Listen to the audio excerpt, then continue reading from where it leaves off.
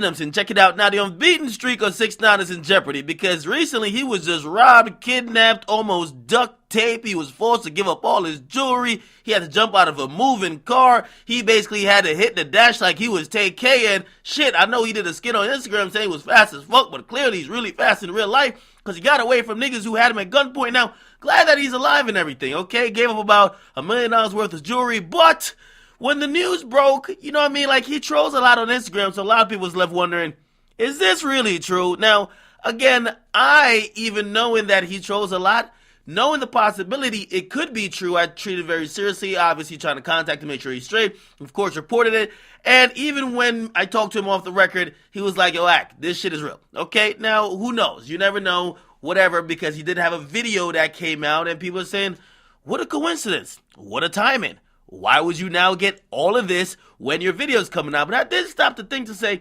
every time when he does something and you can say it's for publicity, let's say the Chicago thing was for publicity, right?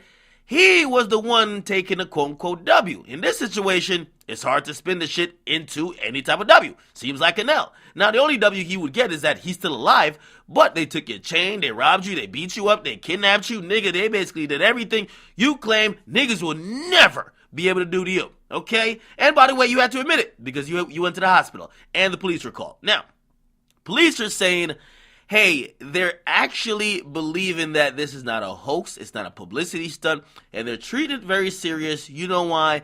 Because surveillance footage from down the street from 6ix9ine's crib actually validates what he told him. Basically, armed niggas had him in a vehicle, brought him to the crib, and forced him to get somebody to bring out jewelry. Okay, so they're saying that they could corroborate the story that was being told via surveillance footage, and basically saying it doesn't seem like he was lying, which means this wasn't a promo move, okay? So the cops are handling this case like it's legit.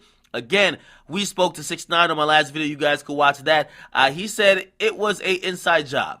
And clearly, if the cops are saying, yes, some shit did happen, we saw it on surveillance footage, it's very sad that that happened. But again, it's definitely a wake-up call for him. Hopefully, he takes the right hints. Hopefully, he takes heed, watches his circle. And also, you know what I mean, for everyone who says, you know what, we can't feel bad for you because of all the shit that you kind of encourage, he has to realize he's not going to gain sympathy from nobody but his fans, okay? And that's just the matter of fact, all right? So we'll see what happens. We'll see how it gets figured out because cops said they can't identify any of the guys who supposedly had him at gunpoint because it was too far away, but they could just verify that what he said about the vehicle pulling up and stuff getting brought out is true.